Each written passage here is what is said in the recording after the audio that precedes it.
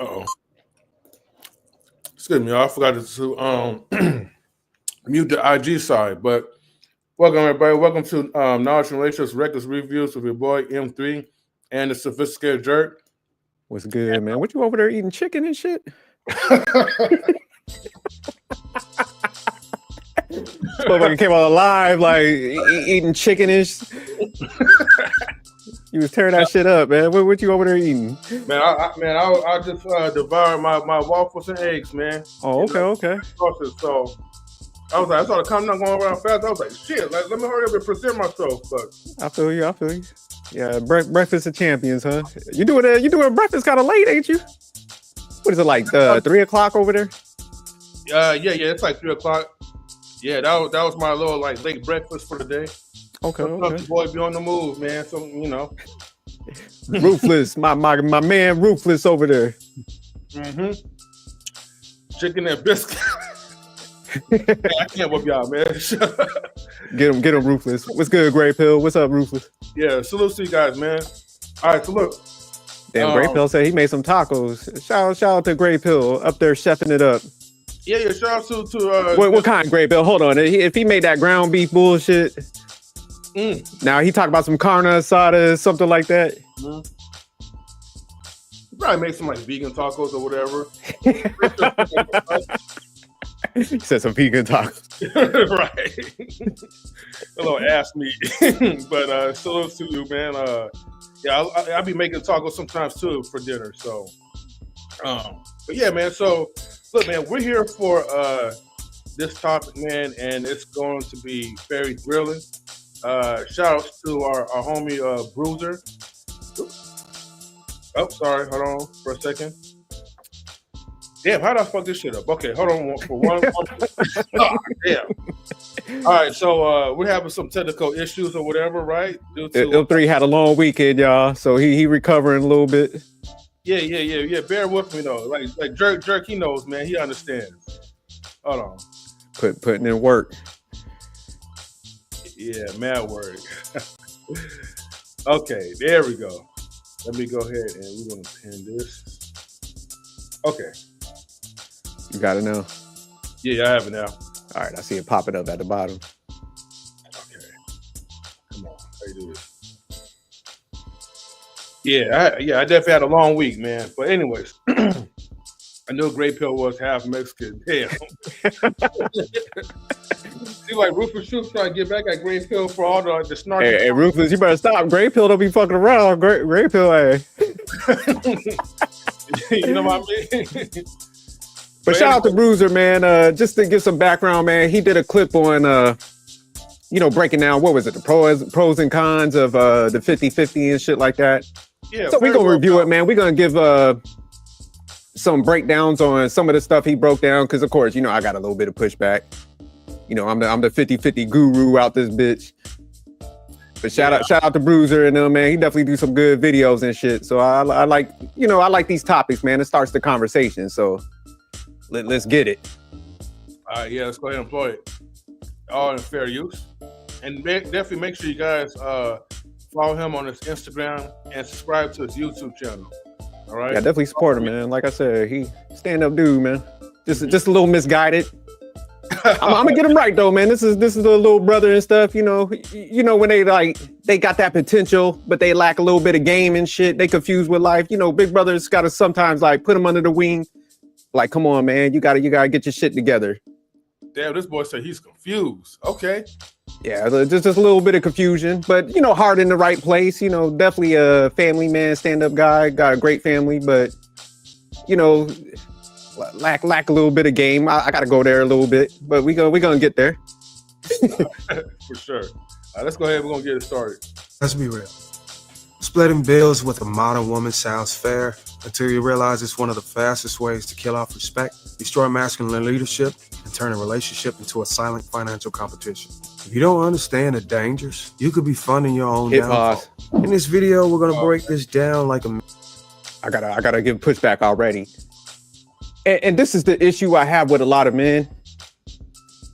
It's just, I think sometimes when I'm starting to see in a lot of these breakdowns and stuff, is a lot of men are projecting, and that's just the reality.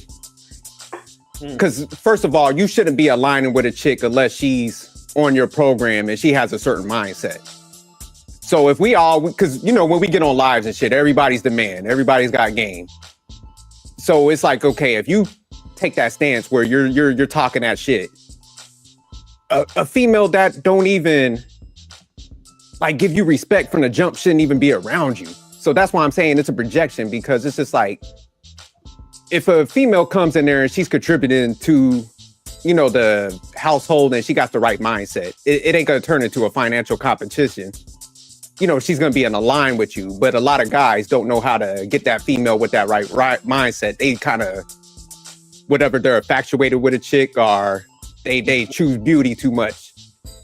Then they gotta jump through hurdles to like kind of please the chick, and that's what situation they kind of choose. So they think every guy's gonna have that like experience, but it's like, nah, some dudes know how to choose the right woman that desires them and wants them, and it's gonna concede that leadership from the jump. So that's why I give this shit a lot of pushback sometimes, because I'm like, nah, man, you can't push that on everybody, you know, just because you might deal with that shit. You know, some dudes just ain't gonna tolerate none of that bullshit, because you know they got abundance and options. They're not scared to be by themselves. So a lot of this stuff is a mental thing. When you start hearing men talk about this stuff, it's just like, hey, because y'all fear like putting some requirements and some standards on some chicks, don't mean I'm gonna have the same issues y'all have, because I'm cool with walking away from some shit. I don't fear being alone. So I think that's where we got to start breaking down the conversations. It's like, why are you scared to put requirements on a chick or walk away from that situation? Why are you like that attached to it that you got a scarcity mindset? So my bad, I was rambling a little bit, but No, you actually make a good point. And to be honest with you, a lot of times when men get into like these relationships, I'm gonna get back to the video for a second. But when men get into like these relationships with women, a lot of times like where we really mess up on, we allow ourselves to lose a piece of ourselves. Meaning that we're in this like performance type of mindset where we're so fixated on trying to do like what the woman likes, try to please everything on her behalf, that we don't really stop to ask ourselves, what do we really want? And we get so afraid to place like certain requisites, that, you know, we kind of miss out on like really digging in to see like if this woman is really true equality or not. Because we're too busy trying to like do everything what she wants to do. And I think that's where like relationships get sour at, people get bitter. What up, Wonder Watch? He says, I'm a back to broke pookie. Sorry, I'm a black broke. No, he says I'm gonna back to broke pookie today. What's good, 100? Nah, but you got a good point, M3, and yeah, a lot of men lose themselves. And man, at the end of the day, choose your dynamic. That's why I do agree with Ruthless. It's like, hey man, if you choose your dynamic, choose it. But you know, whatever dynamic you choose, man, don't try to twist it up for other people, because you might take a subpar deal or some shit. You know, it's just like, you know, this is where people got to have ownership. Because, you know, say like M3, you have some relationship with some female. Say like, man, they all treat you good. They all willing to work with you, grow with you, break bread with you. I'm not going to then be on some hater shit or try to downplay what situation you got, man, because I might not be able to get it. You know, so instead, I got a different mindset where I'm going to be like, damn, M3, how'd you get it like that? And I'm going to try to take some nuggets from you and build myself up. But when a lot of people, like I said, it's like ego plays into the shit where it's like they might not be capable of getting what you get. So then it turns into like, let me redefine what M3's doing so I can make myself feel better. So it's a little bit of envy and jealousy also, man. And you know, I'm calling this shit out. You know, man, it's just easy. You just gotta have a super dick. That's all. Yeah, that's like 3 hours. Nah, but facts. But some guys, man, they just good at choosing women that actually like them, and they're not gonna drift from that plan. They're like, hey, if this female ain't into me like that, don't got that desire, and don't have that respect from off jump, I'm not even fucking with it. I'm walking away. I'm like I said, I'm gonna go find the one. And I think that's the issue with a lot of men when they're like oh man, if you get the female, she works and she's gonna disrespect you down the line. Like, how you a grown ass man, you let anybody disrespect you? Whether it's in the streets, it's in your household. So if you get disrespected by a female, 9 times out of 10, she spotted you as a sucker, and she already knew she could disrespect you like the first interactions that you had. So that's why I'm saying, that's why I be confused with this shit. I'm like, how the fuck y'all, like, even your mindset goes to the point where you could be disrespected and you ain't walking away from that shit. Because typically if a female's bossy and she's disrespectful, you're gonna see that shit in the first like week of interactions with her.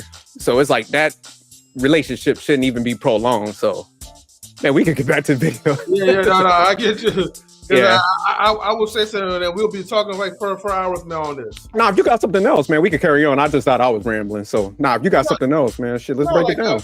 That's why we here. Yeah, well, here's the thing, right? In my honest like opinion, right, and I'll leave this video up while we're still talking. Bro, like you could actually like spot like, you know, the red flags, man, after you post nut. You know what I mean? Like you say your mind just clear up, right? You get clear vision after that, huh? Yeah, man. Like you see the wonders of the world and the way of life, man. It's like right at you. You know, like once you finally like wake up, you're like, damn, like okay. And then that's when you kind of like fully reassess yourself. Like, all right, well, I have to move accordingly in a certain type of way. Because maybe you still have that thing for her and you want to keep her. But if she's like utterly like disrespectful and you don't really see any quality, then here's the thing. You have to kind of make a decision whether if you're going to stick with her for the long term or you're going to stick with her for the short term. Or you just going to pretty much like just use her for like a smash and dash and then that's it. But, you know, but this stuff is about the 50-50 thing. So obviously, we're already jumping into you already committing to this woman in these type of relationships. So what type of dude are you? Are you the type of dude that you feel like, okay, I really need to put in 100% of everything and she doesn't spend anything at all? Here's the thing. I know somebody actually where they did 50-50, but one person obviously had the knowledge and the life experience of how to deal with finances and all that. Where the other one, where his partner, his woman, she grew up from like a rich upbringing. So no one taught her about the concept of bills and payments. And some thought that, you know, hey, like you don't have to pay during the holidays. I ain't putting that brother out there, business out there though, but it was a funny story they told me. I was like, God bless her heart, you know. But you have to. It's almost like you have to kind of like set that condition. So like, hey, like if we're gonna do 50-50, we both need to be financially literate. Yeah. Or Facts. if I'm doing 100%. Oh, you're gonna be reading some financial literacy books. Because what is the point of me doing 100% and then you work because you want to, but then now your money is not contributing to anything around the house. It's just like you're just working just so you can shop around and be foolish with your spending. That and to me, it doesn't work. It doesn't sit well with me. If I was going to do something like that, you're going to have to put your money to a side where it's investing and generating some type of lifetime income where it could be residual. Well, see, that's because you smart. Because, you know, man, like the reality is, you know, we'll jump back in the video in a couple minutes, but if you're not rich, and what I mean by rich, you got 4 M's, all your bills is paid. The reality is, man, with a consumer-driven nation and the way that, like, you know, everybody's just stuck in debt, paying like mortgages and stuff, and how much money interest you pay out, cars and stuff. Like on a 30-year loan, you're typically gonna pay, man, probably like $700,000 over what your house is. So it's just like, man, both people need to be working. Mm-hmm. You know, like I said, if you're rich and you got everything paid off, it makes sense. But if you're not, you're losing a lot of money because you're trying to hold on to some traditional shit, and the economics is not even traditional no more. So it's, you know, low key, it's just like you're losing all this money so you can feel like masculine. So it's dumb to a certain degree. And that's where, like, it's kind of bad leadership, because if you got a good leadership, you're like, look, man, we're gonna get out of debt, because even the Bible says, like, man, don't be a slave to debt. So it's just like, hey, we both gonna work together. We're gonna get our stuff, like you said, we're gonna invest, and man, we're gonna get ahead so we can build on that legacy. So that's what good leadership is when it's like, hey, man, I get it. We both have our wants, but we're gonna do what we need to do.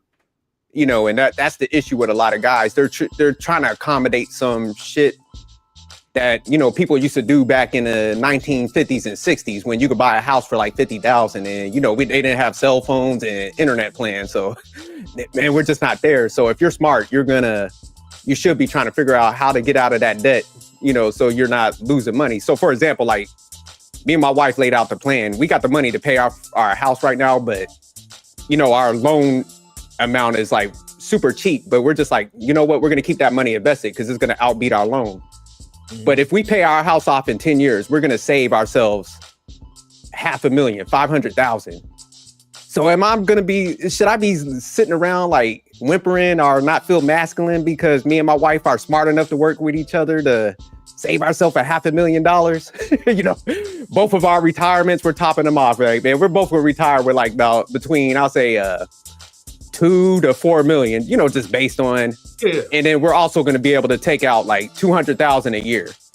You think we feel like I feel masculine, or she's masculine because she's, like you said, financially literate, and she wants to like build our house up to that level? So that's why I give pushback. It's just like, man, I tell people, talk to a financial person, map out them numbers, man, because these like social norms that we're still sticking to, it's just keeping everybody locked into the middle class, and it's not panning out, man. You look at the retirement crisis numbers, it's like, man, most people ain't gonna be able to like retire because, you know, they still stuck in this whole, well, she'll be mad at me if she has to work and this and this. It's like, man, who gives a fuck? Your job as the man is to guide the ship and be a leader. That's what a leader does. It's like, look, we're gonna do it this way, and if you don't like it, jump the fuck off, you know?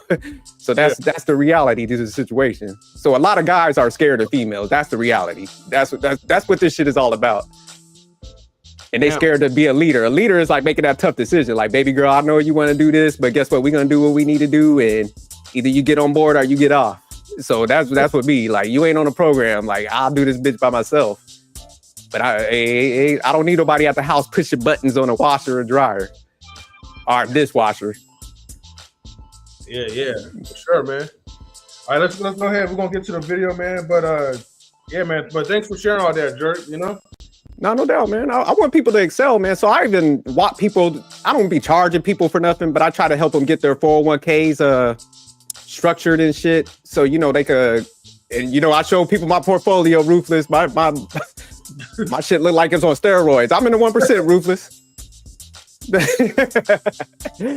He just don't know, man, who you talking to, I guess, right? Nah, that's my guy, Ruthless. Ruthless got that bread shit. Oh yeah, man. Ruthless is big pimping right now, man. You know, I don't know, man. Maybe I might need to be on his level though, but I'm too frugal, man. I gotta find a cheat code where it's like, hey, I'm too cheap, man. Lifestyle, but they're paying for. I'm gonna live through Ruthless. What's good, comrade? But yeah, we'll get back to the video. All right, for sure.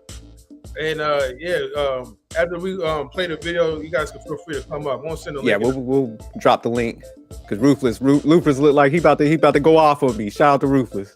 Yeah, he gonna cuss me out. First, I'll walk you through the pros of splitting bills because yes, a few do exist. Then I'll take you into the brutal cons that most men ignore until it's too late. So get ready, because some of these might sting. Before we get into the first pro and con, it's important that you know what 50-50 actually means. Each person is responsible for specific bills, even if one earns more or less. And again, guys, make sure you guys follow like Darwynn McPherson, if I'm saying it right. Well, you know, BRUIZZR. Make sure you follow him McPherson. On his, okay, Pearson, thank you. Make sure you follow him on his Instagram and follow him on his YouTube channel as well, too. I think even if you type in BRUIZZR, you'll still be able to find his channel, too. But just Yeah, I'm gonna try to find this link so we can drop it in there. Cause definitely, man, he got some good content. Yeah, for sure. And he's family oriented. Yeah, so we gotta make sure we share the love, man, so you guys can follow him if we have not. So we'll definitely make sure we do that. The rest of their money belongs to the individual. This is different from 100 to 100. Yeah. See, and this is where I hate when people want to define people's shit. Because it's like, man, you could easily, like, if you were actually a person with a growth mindset, and this is where you could kind of spot people. Because this is how I got into the 50-50. Me and my wife, we went to this one couple's house, man. You talk about balling. They had like a beach property. So we're up at the house and this thing is decked out. And there's like, this is our vacation home. So I'm like, damn. I'm like, man, what do y'all do? You know, I'm asking questions. I'm like, shit. So, she was the CFO. She worked with my wife. So she had a high paying job. You know what we all know what a CFO is. He was like a chief engineer or something. So they did the 50-50 and they were breaking it down. He was just like, hey, man, we do it like this because, we both top off like our retirement plans. Like she gets company stock, so she's buying that. She got the, bandwidth to buy that money. He's like, on my end, I invest the money. I top off my 401k. He's investing, he was like riskier. So he was investing more into the stock market. She was putting money into savings for like in a high yield, the savings account. So they had like, when you look at it collectively, holistically, it was like 4 or 5 different investments they count and everything rolled back to the house. But, since they were both like smart and high functioning individuals, they were like, look, we don't both need to be like hovering over each other. We both got a good mindset and it's for the household. So you know what? We're going to maximize this. They multi-millionaires killing the game. I think they retired at like early 50s and went on a trip overseas for like 2 months where they were just like hiking over Europe and shit. So we saw that example. I have a cousin that does it. He's a multi-millionaire. So, man, I ask questions like, why you do this? Why, man, they broke it down from like a logical financial background. But see what BRUIZZR, Darwynn, whatever, what he's doing is making assumptions. And that's why I said this is where the dishonesty kind of comes in. Because it's like, well, they keep the money for themselves. No, the fuck they don't. Why don't you just get a 50-50 person up there and ask them like, hey, man, can you walk us through the scenarios and see why you do that? But when people want to be dishonest and shit, they're going to go ahead and try to, like I said, define your position versus like ask those questions, which shows that they really don't care about the growth or the honesty of the situation. Yeah, I mean, and Lola says facts, Dirk. I mean, like, the way how I would say like a 50-50 will actually just backfire is like you said, like the dishonest like aspect. Like, or I guess if you like the man and you hear like these talking points where, the man got to make more than the woman, 100%. And she don't have to spend anything. She just stay at home, cook, clean, whatever the case is. But let's just say like, like she have, like I said, like earlier, she has her own, but now she's not really contributing anything. Okay, well, where the rest of the money is going towards? And if it's only going towards something that you just more being of a consumer, you're pretty much wasting your resources. And I think like when you do the 50-50, now like okay, let's talk more about the 50-50 part, right? Real quick, M3, because let me ask you something. Yeah. So somebody that would keep their resources, their money to themselves, like with the picture he's painting, like if they was in a 50-50, they keep their money. Mm-hmm. Do you think that person just became like that when you guys stopped splitting bills? Or do you think like you could have spotted that mindset before you went down that path? No, I would have been like, I would have been more observant before I even get close to that person. Exactly. So that's why I'm saying, that's why it's like this shit don't even make sense. Cause it's just like that person is gonna be like that from the get-go. So it's just like if you had them conversations early on, like, hey, how would you function in this dynamic? And they're like, hey, if I have to split bills, I'm keeping my money to myself. Why are you even going any further than that? Like, this is conversations you should be having like week 1, like in the first week when you meet somebody, like, hey, how do you how's your financial situation? How you do your finances? Hey, this is how I operate. If she's like, hey man, if I feel like a guy, we got to split bills, I'm going to keep my money for myself. I'm not going to respect that person. Man, you get them the fuck up out of there. Like, so that's what I'm saying. It shouldn't even go past week 2. so that's why I'm saying a lot of people are just dishonest with these conversations, because it's just like, man, who the hell is moving forward with somebody that ain't on their page unless you a simp? You know? Yeah. So salutes to Marcus. Hold on for 1 second, Jerk, because I was going to say something. Hold on. Conrad says, did I miss something? He said something. Okay. Conrad says, also cultural upbringing plays a part in the 50-50 mindset.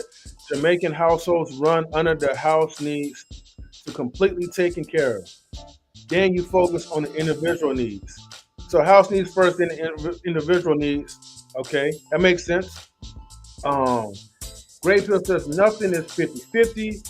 It's scaled back and forth, left and right, depending on the situation. I get what you're saying, because I mean, like, of course, people use that term 50-50 because it sounds easier, but everyone has a role in certain parts, and it's not always just the man's world. It's not always like his woman's role as well, too. It can be 80-20, 30-70. Yeah. Let me make sure I get to my point. I was just gonna say what Great Pill's saying, and I do agree with that. Because say like, man, I jumped up like 200,000. I'm not gonna be doing no 50-50. I'm gonna adjust it because all our money goes to the house anyway. So it's just like we just split the bills because, like I said, it helps us like with our financial strategy, where it's just easier. It diversifies our money almost automatically. So like we both top off our 401k. Like my wife, she gets like company stock, so she's buying that, and I'm investing in other things too. So it's just, you know, we're not looking at it like, oh, this is my shit. I'm like, nah, man, we're gonna win out because we got multiple investments now, you know. Yeah. So and then on top of that, like if I got a raise and I jump up with the money, I'm just gonna start investing even more. I'm gonna, like I said, I'll just pay off my house quicker. My wife would do the same thing. So yeah, nobody's doing it separate.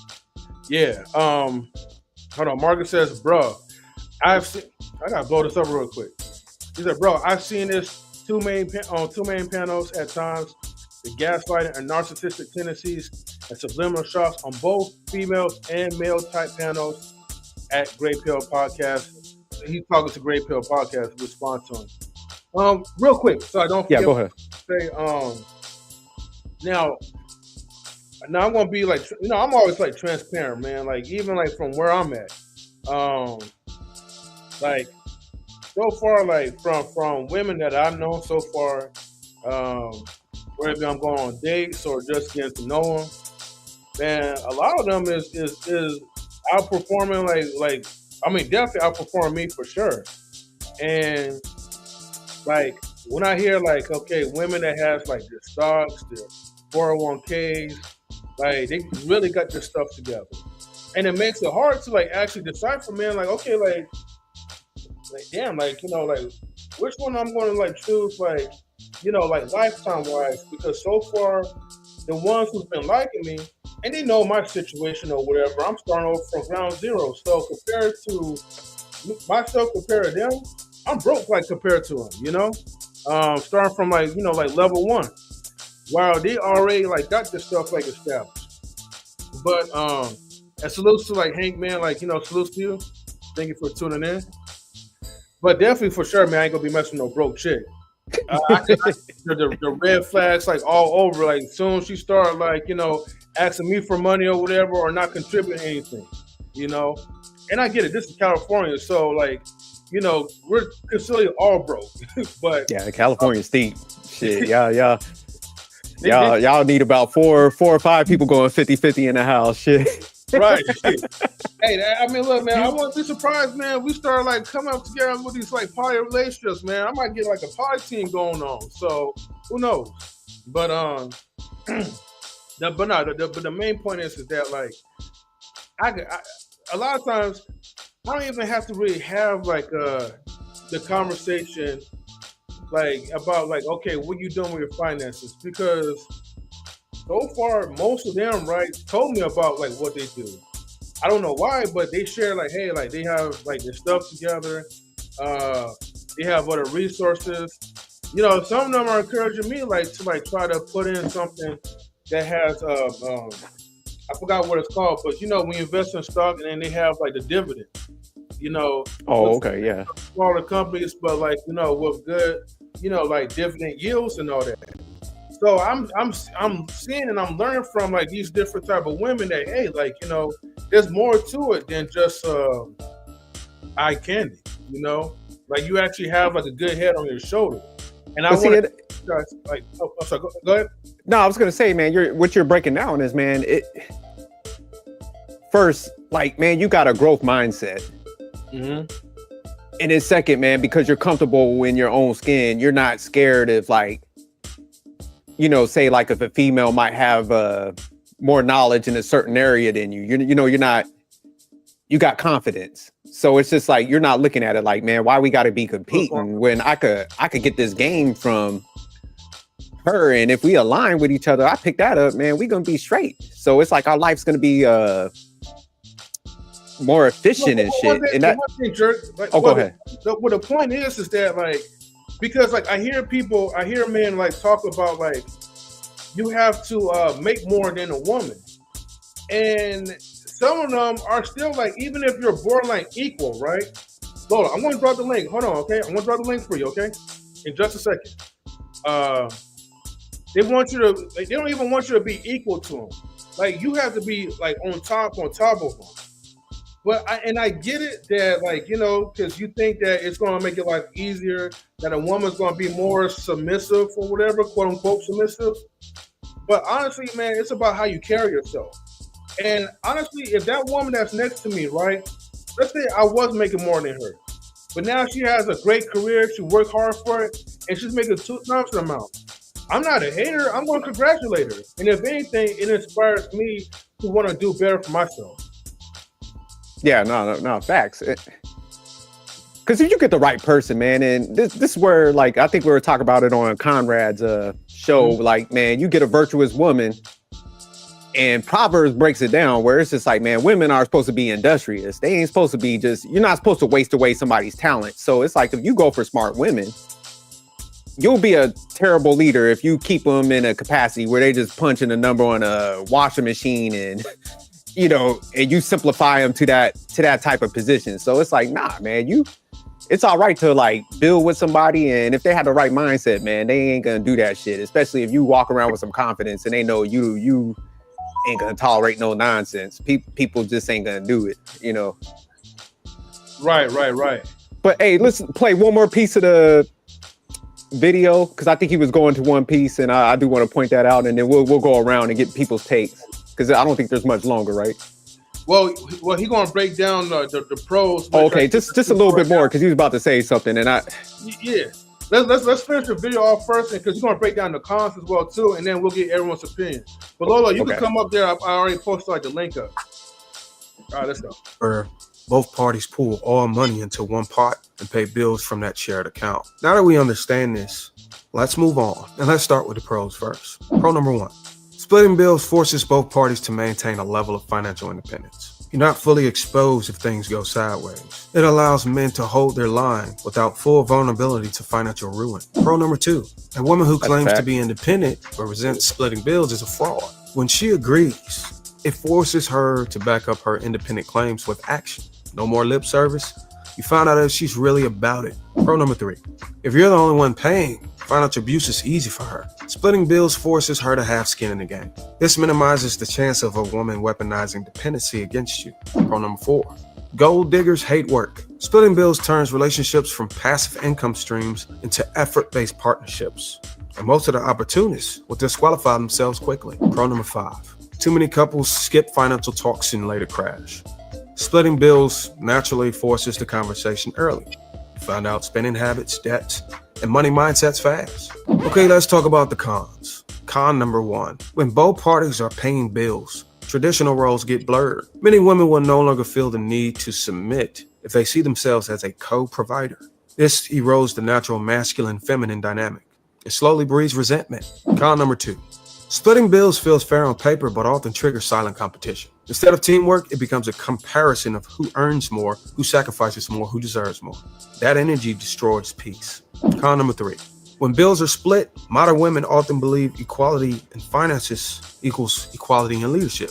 Now she feels her voice carries the same weight as yours, even when she's moving emotionally and irresponsibly. Men can get challenged at every turn, and leadership dies. Con number 4. Modern women raised by feminist culture believes fairness equals happiness. When splitting bills, she starts measuring every action. If I pay half the rent, you should do half the housework. If I pay half the bills, why should I submit? The tit-for-tat mindset slowly rots the entire foundation. Con number 5. Even if you're splitting bills equally, if anything financially goes wrong, she will still point at you. If the lights get cut off, if eviction hits, there's no food, society and her instincts will blame the man, no matter how equal the arrangement was. Some points I kind of disagree on, but No, he has some good points and it's just, I hate when they do this because, man, there's a lot of good women out there that work for their family, you know, because I'll say like where I work at, 80% of like leadership is females. And we're all making, we're all making over, I'll say 190 easily. You know, it ranges from just everybody on the leadership, senior leadership team. Man, if you talk to these females, because, you know, I ask people, I'm like, man, how do y'all like household dynamics? Because, you know, we'll have times where we try to wind down. So we'll like, we call it coffee break when we're doing, you know, a lot of teleworking and shit, you know, just to make sure, you know, people have some time to separate from the job and stuff. And, you know, man, almost all them females, man, you hear them talk. Oh, man, me and my husband, man, we're going to invest in this. Man, we're paying down this bill early. We're doing this. Oh, we're putting our kid in this academy. So I don't think a lot of people are around like, you know, females that are high earning that are, because, man, they talk, everything is about the household, man. And they're getting there quicker. They're running laps around everybody. And that's why I went, you know, especially people in our culture, man, where we miss out. It's just like, because we'll get online and we'll be talking about like, you know, the community and why we're behind. But it's just like, if we sit here and we're like pushing people down that like, say females that are actually trying to work for the household and do the right thing, but we're like, oh, they're masculine.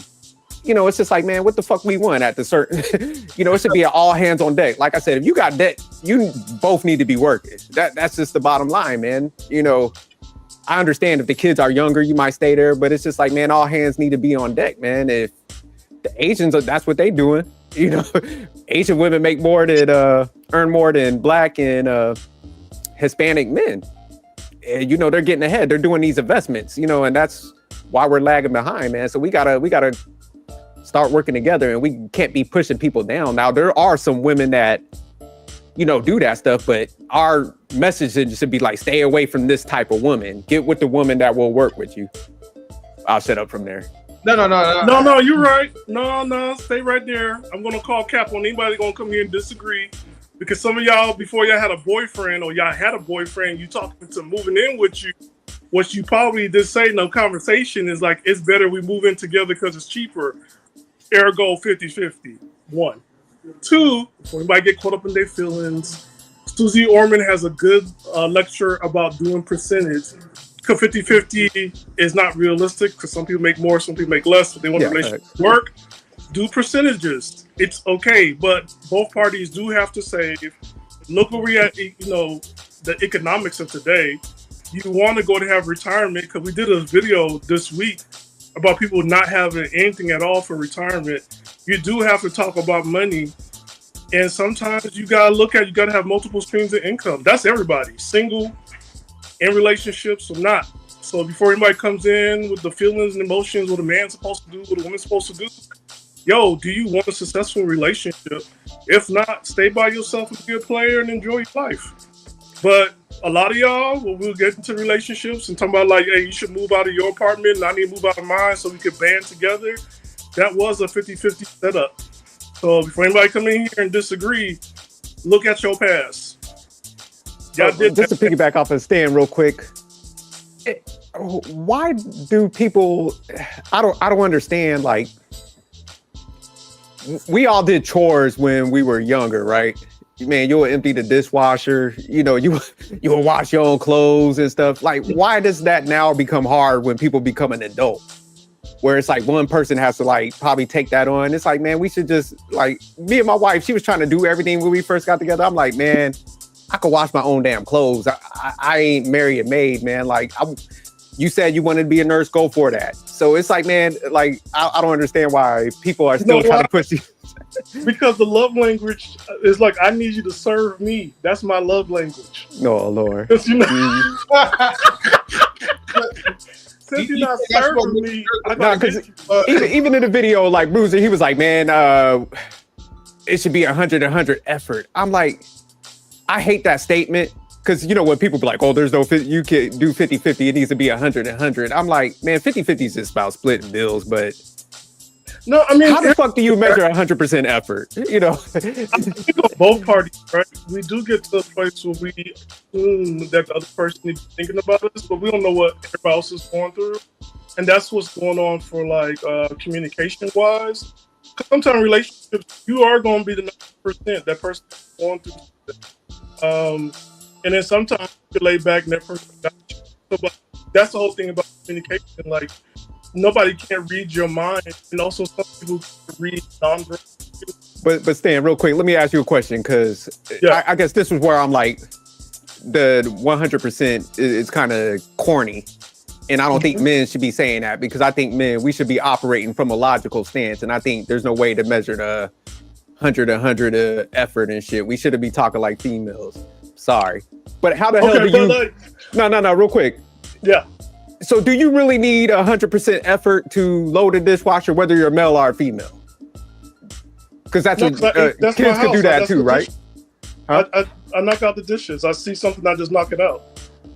Or washing the clothes. So that's what I'm saying. It's just like, man, why don't we be efficient? So if you're efficient, you're never you shouldn't be operating at 100%. You know, but I understand, but that's not how harder. People were raised. That's the thing about it. You know, when you were, what's that thing, that chemical that happens when people have sex? Oxycontin, like it's already Dopamine. Not the drug itself, it's almost like a drug. Thank you. No, it's a dopamine hit. But if I could interject, right? Go ahead. Because I'm doing some things around the house as we're speaking, so that's why I'm staying off camera. But we've got to understand this whole, in my opinion, I should say, we've got to understand this whole 50-50 argument from two places, right? The majority of what we see complaints online, in terms of the TikToks of the world, it's emotional conflation with financial burden, right? So one person may have an aspect in their mind where they want a type of experience, where they feel like they've worked, where they should be able to have a type of experience in terms of living. Now, when we couple what something is not happening in finance with, is there an honest effort being put into the house, right? Whether it's a man or woman, like you said, something simple. It shouldn't take that much from you to fold the laundry or do the dishes or just throw them in there without needing somebody to put a crack whip over you. But some people are lazy, whether it's the man or the woman, and somebody ends up doing it more. And then that person feels like, okay, like this ain't even a 50-50 if we're going to talk about some of these other triggers, right? So when we separate that and get straight to the finances, if we're going to be honest, even if you are making over $100,000 a year, I said it to somebody, I'm like, in Canada, if you're single, you have to make over $100,000 a year in Toronto just to be able to live comfortably. And that doesn't guarantee that you'll even be able to do that at six figures, because it depends on what part of Toronto you live in, right? So our middle class over here is from literally $54,000 a year up to $141,000. That's middle class. So when I consider that, right, I can't look at my wife and be like, okay, I'm going to try and do everything I need to do to make the most amount of money. It's like, dude, if I see an opportunity for you to get ahead and I lob it to you and you can lock it down. Like you jerk what you were saying earlier. If there's an opportunity for me to get ahead and I'm going to do that and it's going to make the house better, then that's going to be great. Now, as I said in my comment, that in a Jamaican household, the house comes first. Are the bills taken care of? Is there any repairs that need to be taken care of? Is the garage door falling off? Is that done? Is it taken care of? The house needs to be taken care of, and that includes everybody pitching in for the chores. And the only time there's real stress is if somebody's being lazy. That's how a lot of Caribbean, West Indian women are. I'm pretty sure Stan could back me up on that. He is correct. And that's where it comes down to. Jamaican women, Caribbean women, West Indian women, Haitian women, they don't really worry too much about finance unless they already came from money. So I think, like you said, we need to be honest. This is like, and say and speak from where we're coming from. Like, there's not one person in my family, maybe short of my uncle, that can say he's honestly had over 6 figures. So it's just like, for you to sit there and say, okay, 50-50 is a mute argument, or any woman to say, or any man to say 50-50 is a problem, or it's the solution to make sure somebody has skin in the game. It's not a guarantee. It's not an absolute. So you got to be careful about that thing. And the more, like you guys were saying earlier, the more we have conversations about this earlier and continuous conversations. Because if I go up and she drops down, or she goes up and I drop down, then okay, do we need to adjust anything? Is there things that I like to enjoy that I need to adjust right now because it has displaced the balance of the home or anything like that? And sometimes we fail in that. It's not that anybody's perfect in it, and it's not a perfect solution, but it's a means to an end to try and figure out how best are we gonna stabilize our home. And I think that's the real question in this whole 50-50 talk. Are we invested into stabilizing our home together? Or are we just waiting for somebody to be the Michael Jordan? No, good point, Conrad, because that's where I instead of getting fixated on stuff, I like asking questions, because I'll switch my shit today. Like, Conrad, if I ask you, I'm like, Conrad could be like, man, I do this. Me and my wife do this 45, whatever. I'm be like, why you do that? You're like, man, I do this and this. Man, if that fits better than man, I'm switching, because I want to win, goddamn it, for the household. So I think people get caught up in what they want versus what they need to do. But we'll get Oshun and Ruthless in there. Lola, my bad. Yeah, everybody. So I think this is even though it's been talked about before, I like the fact that y'all are reviewing BRUIZZR. Did you guys happen to write down his cons versus pros at all, so we could go? Because I don't want y'all to have to replay the video, because I was trying to keep up with what he was saying. Let's replay it, I think we should replay it, and just we'll stop it if y'all want to chime in. Okay. I wanted to chime in, but I wanted to hear it one more time. Okay. Splitting bills with a modern woman sounds fair until you realize it's one of the fastest ways to kill off respect, destroy masculine leadership, and turn a relationship into a silent financial competition. If you don't understand the dangers, you could be funding your own downfall. In this video, we're going to break this down like a manual. First, I'll walk you through the pros of splitting bills, because yes, a few do exist. Then I'll take you into the brutal cons that most men ignore until it's too late. So get ready, because some of these might sting. Before we get into the first pro and con, it's important that you know what 50-50 actually means. Each person is responsible for specific bills, even if one earns more or less. The rest of their money belongs to the individual. This is different from 100-100, where both parties pool all money into one pot and pay bills from that shared account. Now that we understand this, let's move on, and let's start with the pros first. Pro number 1. Splitting bills forces both parties to maintain a level of financial independence. You're not fully exposed if things go sideways. It allows men to hold their line without full vulnerability to financial ruin. Pro number 2. A woman who claims to be independent but resents splitting bills is a fraud. When she agrees, it forces her to back up her independent claims with action. No more lip service. You find out if she's really about it. Pro number 3. If you're the only one paying, financial abuse is easy for her. Splitting bills forces her to have skin in the game. This minimizes the chance of a woman weaponizing dependency against you. Pro number 4. Gold diggers hate work. Splitting bills turns relationships from passive income streams into effort-based partnerships. And most of the opportunists will disqualify themselves quickly. Pro number 5. Too many couples skip financial talks and later crash. Splitting bills naturally forces the conversation early. Find out spending habits, debts, and money mindsets fast. Okay, let's talk about the cons. Con number 1. When both parties are paying bills, traditional roles get blurred. Many women will no longer feel the need to submit if they see themselves as a co-provider. This erodes the natural masculine-feminine dynamic. It slowly breeds resentment. Con number 2. Splitting bills feels fair on paper, but often triggers silent competition. Instead of teamwork, it becomes a comparison of who earns more, who sacrifices more, who deserves more. That energy destroys peace. Con number 3. When bills are split, modern women often believe equality in finances equals equality in leadership. Now she feels her voice carries the same weight as yours, even when she's moving emotionally and irresponsibly. Men can get challenged at every turn, and leadership dies. Con number 4. Modern women raised by feminist culture believes fairness equals happiness. When splitting bills, she starts measuring every action. If I pay half the rent, you should do half the housework. If I pay half the bills, why should I submit? The tit-for-tat mindset slowly rots the entire foundation. Con number 5. Even if you're splitting bills equally, if anything financially goes wrong, she will still point at you. If the lights get cut off, if eviction hits, there's no food, society and her instincts will blame the man, no matter how equal the arrangement was. Let's be real. Splitting bills with a modern woman. Okay, and just in case if we ever have to reiterate again, the full video is also on his YouTube channel, which I'm going to share this tab real quick, so that way, can you guys see it? That way, if you guys want to subscribe, this is Bruce's channel right here, so make sure you guys subscribe to his content. The 5051 is like his latest video that he uploaded 5 days ago. And man, just check out the rest, man. Like he really got some amazing content. No, man, excellent editor, man. My man doing his thing, man. Like I said, he just a little misguided. I'm gonna get him right though. Okay. So now that we've heard that again, and it kind of sat in, I'm gonna say this, and at first it's gonna sound weird, but just walk with me.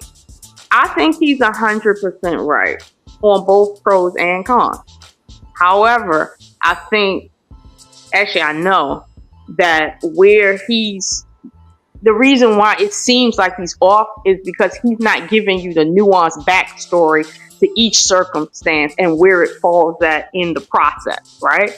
So, for instance, we don't need to talk about 50-50 for 70% of the American population. They all single.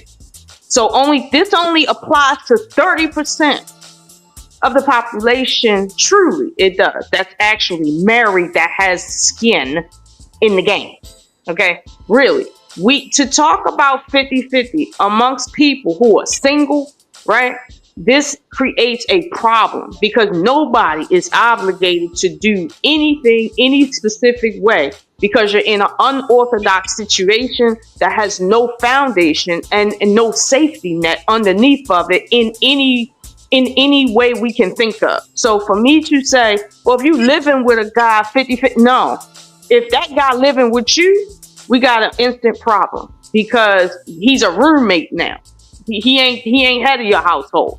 If you living with him, we still got a problem because there's a reason why he got you in there playing wifey, but you ain't actually a wife. That's a bigger problem. So this is why I don't want to talk about 70% of the population because the shit don't make no sense. As it pertains to the last the remaining 30%, when we talk about anything that is regarding 50-50, it makes sense to say, if she don't put anything out that's valuable to her, then she don't have no skin in the game. I.e., when you're dating, you should be able as a man to put your foot forward and say, hey, I want to go out on a date with you, so I'll pay, right? But if she wants to, be modern, and it's nothing wrong with this, but if she wants to say, hey, I like you, why don't we hang out? And you notice she expects you to pay, you see you got a problem. She wants to do something in an unorthodox way, but she still wants that orthodox, that orthodox treatment. So it should be, if both parties in the dating phase equally come to the table and say, hey, some days I'm gonna pay, some days you're gonna pay. That makes sense in this society. However, if you're in the dating phase, right, it's for the married people. If you're in the dating phase and it's established that you both come from a traditional background, that's established, right? There is no, you don't know what it is, and you guys both have that culture. then yeah, you don't need to expect her to pay in order to know she got skin in the game. This is where BRUIZZR got it fucked up. You got to look at the backstory of each circumstance to see where what he's saying actually fit in. If you ain't gonna give that and you just gonna spit some points off, that's gonna seem weird. Like it just gonna seem weird because it's like a template, and it's like, yo, that template don't make no sense for most situations. It creates a problem, matter of fact. But I agree 100% with what he's saying, but it doesn't go with every single person in every single circumstance under every single culture. Because truth be told, like Jerk was alluding to, we're in times where life generally is different. And if we don't evolve with it, we will be left behind it. Meaning more people will die alone. More people will be sexually frustrated. More people will have problems that they can't fix, and then they'll be on psychoanalytic drugs. More people will be involved in these circumstances involving children that don't have parentage and things like that. More people will just experience this. So it's not good to just say a thing. Like, yeah, let me give you some points. No, that's not how life actually, that's not how this works. I would say for me, because I always tell y'all, don't believe nobody if they ain't willing to put their personal life on the line and tell you what their authority is. For me, I've always maintained not 50-50, just being real, right? If I see that you paid for the meal, I want to show how much I like you. I want to show that I'm actually interested in you. So I pay for the tip and I pay handsome. Sometimes I'm going to buy you a gift and it's not going to be a matter of you giving me anything. Sometimes I'm going to invite you to places and it's going to be all me and it's going to be pricey as shit because I want to show how much I'm invested in you emotionally. So that's where he has a point. Women that really like you, they show you in whatever way they can. Now, let's suppose I don't have no job, right? But all I got is food stamps and shit, right? I don't have no job, but I got food stamps. If I really like you, you gonna get shit like nice banana pudding. You gonna occasionally get, that ginger lemonade that costs $3 to make. You gonna like a big ass bun. You gonna get anything I have to give because I actually like you. I don't have $1 to invest in you, but if I like you, I'm still gonna show you in some way that I am invested in you emotionally. And people typically in the dating phase give gifts to each other in some form or fashion.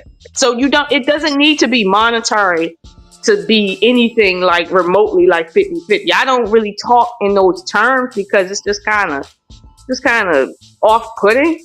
My thing is, for instance, I don't go on dates and ask people about money. I don't. I'll ask you, what do you do for a living? I'll ask you, well, what is your passion? What do you want to do in the future? But you feel me? And if you invite me to your house or your estate, I know how kind of money you making. I can tell a frugal man that got a lot of money and a dude that's, don't have a lot of money, but he's a good guy. I can tell the difference.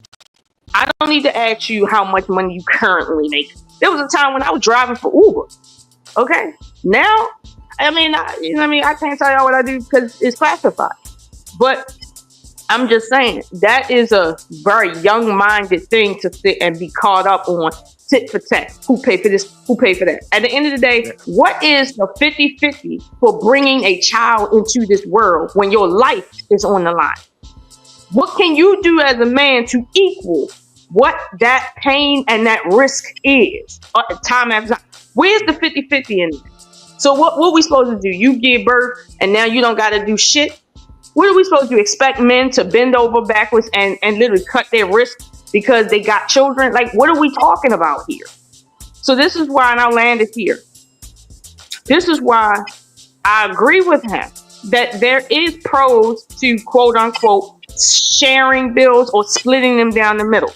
However, I think this conversation is more prevalent amongst people who don't have money, i.e. poor people, okay, on the lower spectrum, than it is for people on a higher spectrum. When you start making real bank, real money, both men and women, you start talking less about finances and more about investments, as Jerk was talking about earlier. Nobody cares about 50-50. It's just because everybody got money. It ain't just about, do you want to invest in your idea, or do you want to invest in my idea or a third idea? Nobody cares about, do you pay the cable bill this month? That's $75. Do you pay the water bill this section? That's $40. And I'm gonna pay that bill over there. And like, nobody's doing that for poor people. So my thing is, if you want to show how poor you are, how limited you are, right? Start talking about 50-50 and bills. First of all, if you're an adult, okay, over 25, you shouldn't come to no relationship needing anybody to do shit for you. That's number one. Now, if you are in need, that's okay. But let's be clear about something. Splitting shit should never be your conversation. It should be, how can you help this circumstance? As Kennedy said, ask not what your country can do for you, but what you can do for your country. And he said that for a reason. Like, if you are doing for your country automatically works for you. If you are investing in your relationship, it will automatically invest for you. So you don't have to talk about how we're going to split these dishes, who's going to wash the refrigerator out, what about the garage? Like, this is dumb shit for people who are, one, lazy, and two, poor. But y'all got it. No, I like your point. Quick question. Hold on, sorry. Go ahead, Conrad. No, because I dinner's been ready, so yeah. I mean, I like my wife's food to get cold, but I can't chomp online. Why, like, okay, in this time, and if there's an issue, if let's say two people have a problem with 50-50, why would they want to live together? This is the same thing I was talking about. I was trying to understand this whole word of dating and then cohabitating when we don't have our own finances figured out the way we would want to individually. In my opinion, it doesn't make any sense for me to go live with somebody else who also probably doesn't have their finances completely figured out the way they want it. So why are we even putting ourselves into this situation to talk about living together? And I'm not making enough bank, man or woman, to be sufficient on my own. Like in the Jamaican community, this is shunned. Like your own parents would be like, boy, you're whatless. Where y'all gonna marry somebody for and go want to live with somebody for? After you move out the house, nobody come back. Because we're not mine and we're not open up the door for you.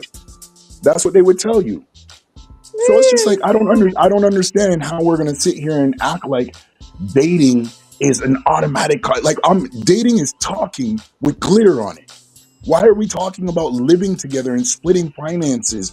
Like Ocean said, yo, worry about your dates. Can you invited me out, pay for the date, leave it there. Like, I don't understand how we are conflating dating with cohabitating and splitting finances in 50-50. Like, to me, that's a train wreck. But I mean, I'm gonna drop back in the comments and go eat my wife's good cooking. I'll see you guys in a bit. Conrad.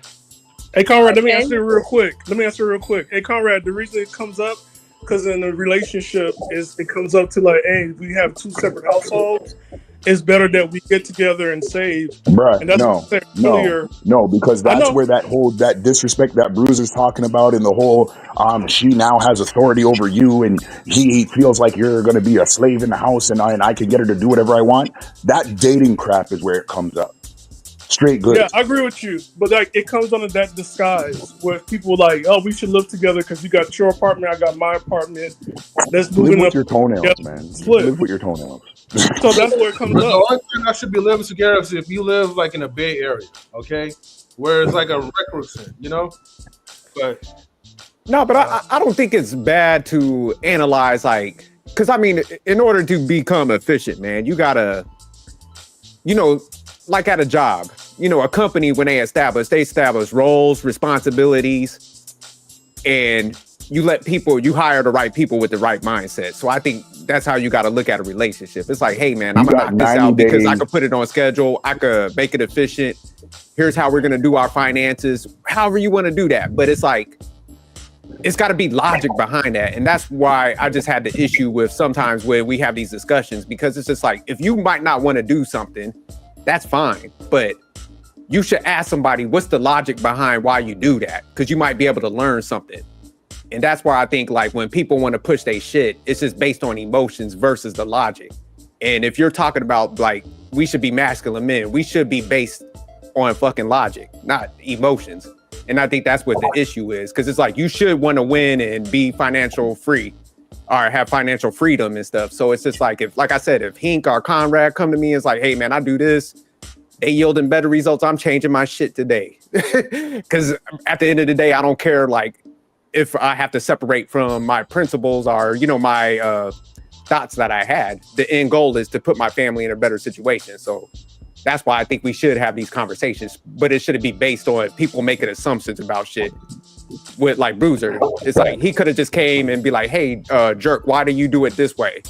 And I could lay it out based on, I know how to calculate, you know, people's retirement for like 30 years and how much you're gonna get paid out.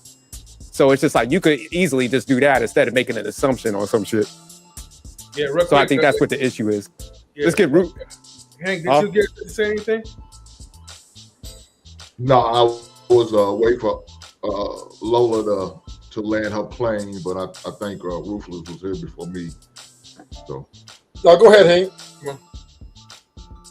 Go ahead, Hank. Okay, so yeah, I don't 50-50. Okay, look, I don't believe in moving in with no woman. No woman's moving in with me until she's blessed with my last name. I'm not doing that shit no more. You know, I did it one time and I learned my lesson. Never again. Never again. So I advise no man to make a move like that. Why should you? Now, if you're a man who don't believe in marriage and you just want to shack up with a woman, I still think it's a bad idea. I still don't think it's good. Even if you don't believe in marriage, if you do not get married, you should never move in with a woman. Another thing is finances need to be talked early, especially if you're a man who believes and who is looking to get married. And you got a marriage-minded woman, finance should be talking. Look, by the third date, I want to know your credit score. I need to know how much you make. I need to know everything. Because please let me, if you don't trust me to insert my dick in your body, you can trust me with that goddamn paper. That's all it is paper. But you got a problem with me knowing and controlling and adjusting and making money for us because you don't want to. No, we're not doing that. So I take the stance on one pot. That's what me and my wife does. One pot around here. Ain't no her money, our money, it's our money. We come together. Ain't no rainy day fund. Ain't none of that bullshit. I got every means, passwords, codes to everything, just like she does. There's no hiding nothing here. Everything's on the forefront. So then there's no problem, no issues, everything's on the forefront, everything's right there in front of you. I don't need to hide that from you. Why? You got access to everything. So I don't believe in 50-50. I believe in one pot. So let's. But I think technically, oh my bad, Hank. Sorry about that. Oh, no, go ahead. You good? No, I was just gonna say because you know, like with me and my wife, we do 50-50, but like you said, we got access to the passwords and we just diversify our money, but it goes to the household. So it's, you know, we operate technically the same way. We just had our banking account since we was like young. So we're just like, shit, we both got access. We got online banking and shit. But I see what you're saying, because I like also what you said with having the conversations early, man, because I think that's the issue. It's like people don't want to have those talks, man. I got one friend, he was dating a chick for like a year, and finally they like within a year they started talking about finances, and they saw they had like major differences in that. And I'm like, I was just shocked, because I'm like, man, I'm like you, Hink. I'm like, man, shit, third date, I'm talking a little bit about some finances and stuff. So it just blew my mind that he will wait that long to like have that discussion and stuff. So I'm with you on that. Hey, no, you know, it should be a must, though. I don't understand why people would put if a woman expressed this, she elected, you know, she would love to get married. That's her end goal, is to be married. Cool, I understand. I respect that. I'm in it for it too. So, but at the same time, I need to know financially where you at. Financially, are you literate? Are you illiterate? And if you are, then you got other qualities about you that's going to allow me to be patient enough with you so I can teach you and educate you and train you so you'll know and you can get up on the level that I'm at. So we can be on the same page. But if you're not, and you got other thoughts about you, you leave a heifer at the restaurant. Don't waste your time. Don't continue to engage or pour in because you're wasting your goddamn time. Okay, Hank, let me say something. I respect Hank's position, right? I do. I pick with Hank sometimes, but I do respect his position. But I'll say this. I feel like there's nowadays, maybe even, there's too many layers you gotta go down deep enough to see, even if you want to care about somebody's finances, let alone on by the third date. I've been on dates with people for, let's say, 4-5 months, only to realize, oh, I'm about to sell my soul on this one. Nah. So I mean, at the end of the day, right? It's good to talk about it early, but when you say early, are we talking about early in the me and you a thing type of phase, or early as in I don't really know you? I ain't met your people. Honestly, I don't even know if I want to really spend any more dates with you, talking about, finances and stuff like that, because I just don't know if that's the right time, because I'll be honest with you. Like he said, if I can put my dick in you, why can't you trust me with that? That's good, right? But see, if you're the type of female where he got his dick in you by the third date, you probably don't make good decisions. Probably don't. And honestly, if you got a chick where she living in an apartment and she ain't on no welfare, and she got a job, and she's telling you in the future she want to buy a house, and you ask her, well, do you have any investments right now that is helping you along your way? And you can hear her talking about how let's say business minded she is. You don't have to pry into but so much if it's that early, like the third date. Listen, I ain't never really known nobody middle name by the third date, but at some point, sure. But I just feel like sometimes nowadays we're too early with some conversations and too late with other conversations. And I feel like we need to kind of balance things a bit, because I don't even see how it matters 50-50, 80-20, 70-30. I don't even see how that matters. The whole one pot thing, that's reserved for when you serious about somebody and y'all actually, like he said, you got that man last name and y'all actually got skin in each other's game. Okay, like what happens to one affects the other, even if they ain't even there. So that's that point. But a lot of people will take 3 to 5 years to get to that point. What are we talking about? So I agree, sure, one pot does, it may make sense in certain circumstances. I didn't grow up like that. My father always kept his money separate. He take care of the woman. She ain't no one pot with shit with him. He don't trust women like that.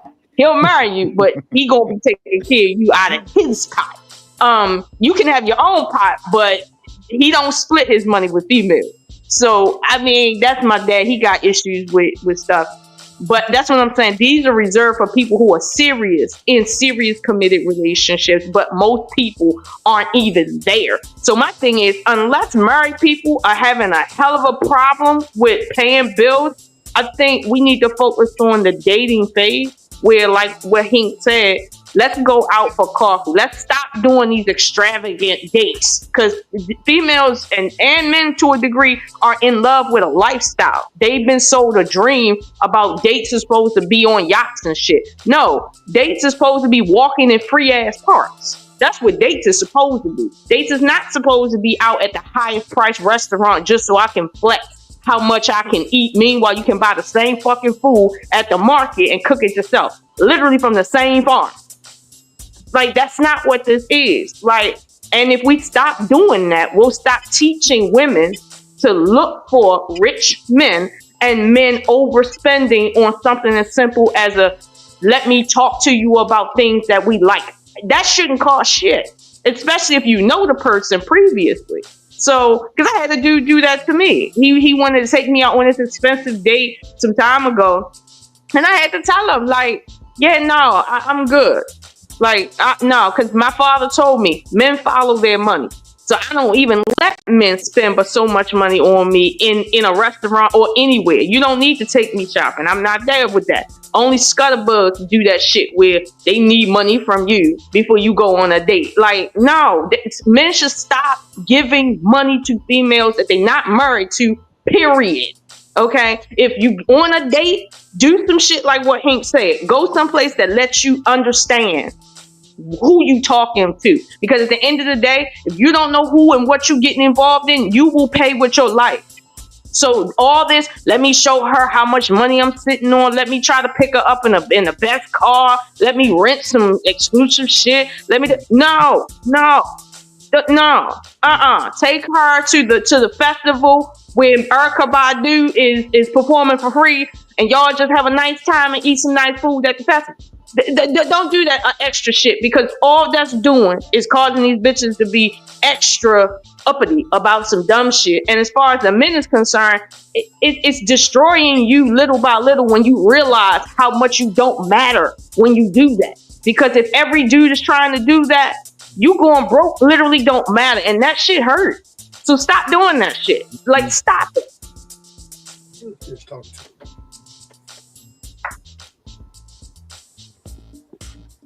So Hank, I know you probably wanted to give a rebuttal to that. So why do you feel like you should have the financial relationships up front early? Why should you? Yeah. Because you need to know what you invested in. Because I think Lola sitting there saying, as long as you can see some things you can't see. See, people put up a front. People put up on show. They put on their clown face, and they show you what they want you to see. But I need to know your financials. I need to know, are you good with money? Is your checkbook balance? I know it's taboo to even talk about that word, checkbook balance. Does anybody balance their checkbook anymore? I don't know. They just live off the seat of their pants. I don't believe in that. So I need to know, can you handle finances, paying your bills on time, not just paying them, the same day. No, pay them early. Can you do that? Are you behind 30 days, 60 days? Are you asking for extensions? See, all those things are important to me. Because if I'm investing with you in a home, because I live in an apartment forever. So what I look like moving it up? I'm not doing that. We in a house. We got a mortgage. We ain't paying rent. I can't call the landlord and say, hey, come fix my water. No, I got to get up and do it my goddamn self. So I need to know, can you mentally handle certain things? I need for you to make sure everything's taken care of. If you can't do it, let me know. Because you're not for me. Are you doing what you need to do financially? Are you responsible? Is your car getting towed every other week because it's getting repoed because you can't make your car payment? Is your insurance lapsed? Yeah, all of that's important because that shit's going to affect me. If she can't do that, why would I invest in a woman like that? It's a money pit. Ma'am, is she even investing in her future? Or she just planning on working till she dies? Not I, Sister Bell. I plan on retiring. And so I need for her to be putting some money to the side so we can do that. So what's up, gentlemen? How y'all doing? What's good, Rufus? What's up, Rufus? Great conversation. I don't know what Miss Ushon talking about, but whatever. 50-50, because BRUIZZR, I guess, was talking about it. Most people in 50-50 and all that stuff are in either deep loan commitments or marriages, right? That's where you get to really that's it. So in that context, right, because context matters, that's probably going to be y'all life, whichever way y'all go.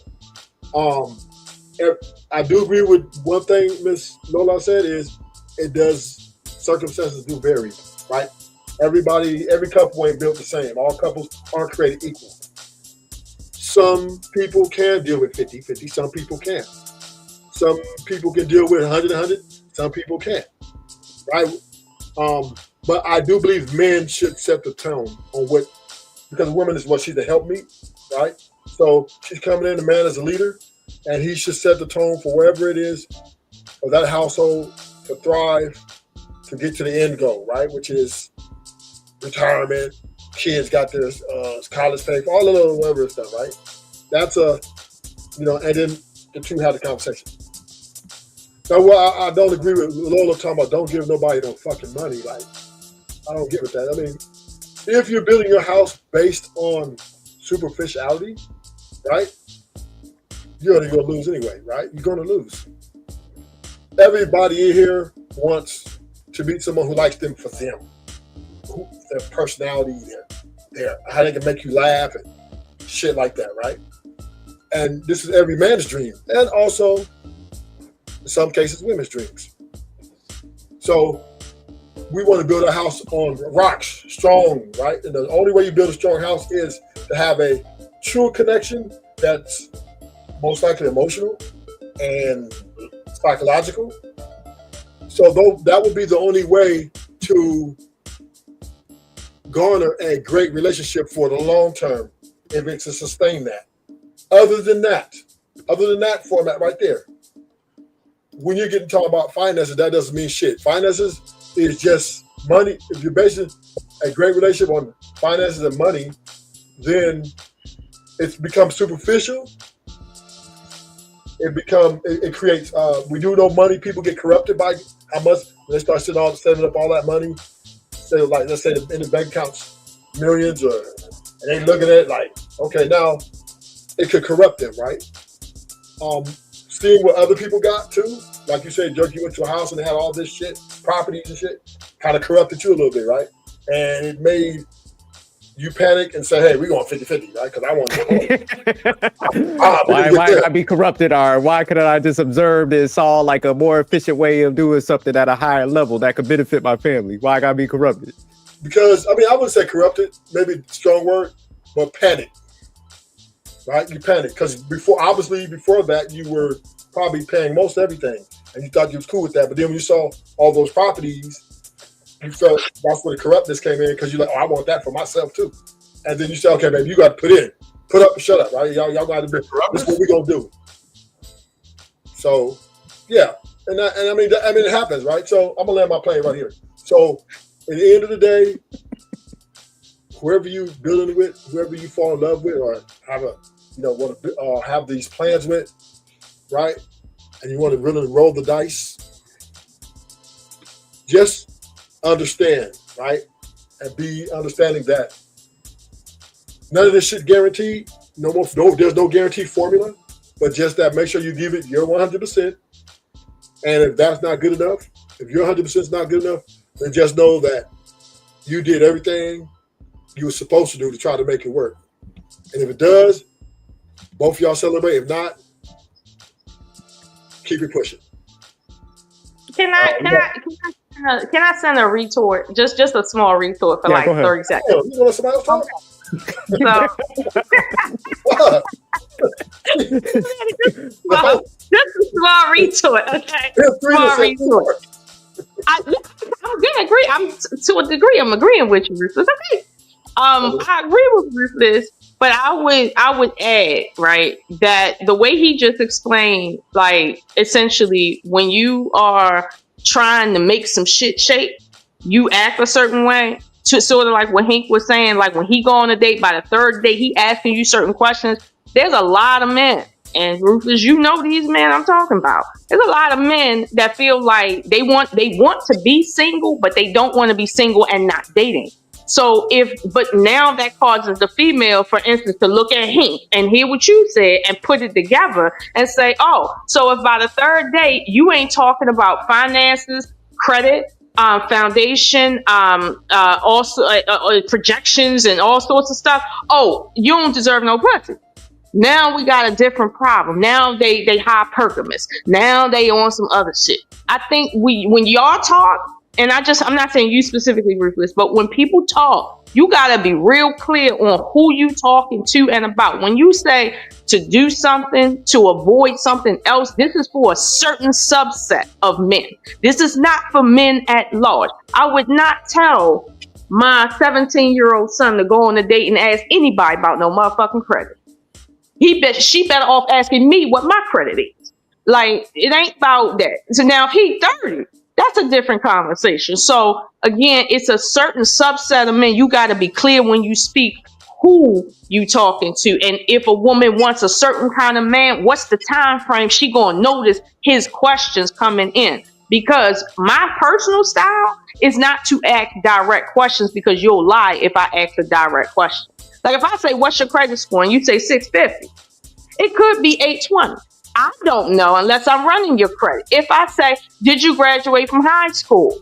Yes or no? And you say yes. It could be no. Unless I'm doing a workup on you, I wouldn't know. So I don't ask direct questions. I ask indirect questions in a way where I'm listening for instance, how you grew up. Like when I ask about different stuff about your childhood, I want to hear how many times you mention your mother versus your father. I want to hear how you feel about, your siblings. Were you the oldest or the youngest and you spoiled? I'm listening for shit like that. Because if I ask you direct questions, like you said, Ruthless, like Hank said, people will fucking lie to you, period. So don't ask questions that they easily can lie about, and then you waste your time asking them about their fucking credit. Like, nah. Do what you need to do in the time frame that makes sense, but make sure this is you the type of person who are trying to lock shit down. Now, if you the type of nigga, I'm sorry, that you just want some pussy and you just want a chick to think you into her, it's easy to ask her actual questions, right? Thinking that, oh, she gonna see this as me being really into her, and then this is how I'm gonna speed things up, and then I'm going, fuck off. This is why I said, when y'all speak as men, be clear on the type of men that these women are supposed to look for that from, so that there's no ambiguity in terms of what we're talking about. All right, let me get to Poppy Blanco. Yo, what's good, family? How y'all doing? Doing good, man. How you been, man? Hey, man, just chilling over here. What's up, Lola, man? Talk a lot, girl. God damn. Jesus Christ. You know what? Go ahead, Pop. I love you. Yeah.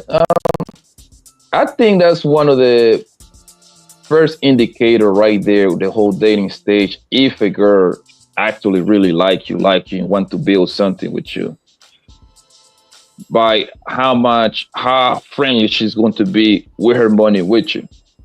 Because usually, for the most part, when you start dating a woman and she's feeling you, she got absolutely no problem taking your ass out. She got absolutely no problem buying your gift. That's what I seen.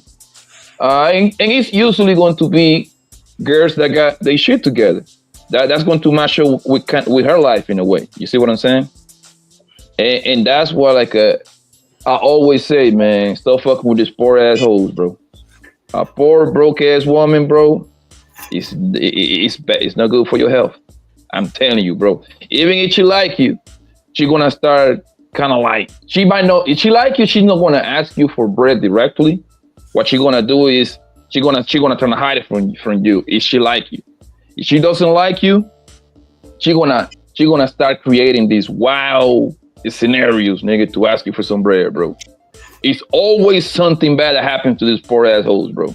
Like, they always lose their purse, their identity gets stolen, their rent money, somebody broke into their car in some way, somehow, took the $1,500 for her rent somewhere. It's always like a wild story happening to them, right?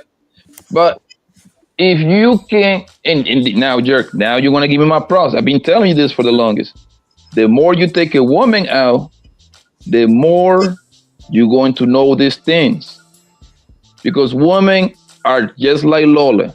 They're gonna talk and talk and talk, and all you have to do is just listen, bro. You just gotta ask the right question, and they're gonna talk for 45 minutes straight without taking a breath. You see what I'm saying? You just gotta like. I gotta breathe when I'm talking. Though. I gotta ask Lola that question. I agree. Go ahead, Poppy. Go ahead. Yes, and yes, get you a girl that got a good job, man, or a nice career, man. Trust me, man. They may love to you in a very different way, fam. It's passionate at that point. She don't got no worry in her life. Everything is good. These poor hoes, man, they're gonna give you high blood pressure. You know what I mean? They're gonna give you headaches. You're gonna age by the minute. I'm telling you, man, do I smash poor hoes? Hell yeah, she look good. I smash her, but that's like one and done, nigga. That's it. Oh Yeah, my God. That's it. Oh. Like as soon as I smell pour in your life, I'm like, man, this bitch, man, nah, I'm good, bro. Yeah, I might just smash it and release it right back to the jungle, man. But Poppy, what about a situation like this? Because I actually was in a situation like this. I was working at a job making okay money, but not a lot, right? But I didn't have dental insurance. And then I needed a serious operation suddenly, and I didn't have $2,000, but I was in some serious pain, and I didn't have the money.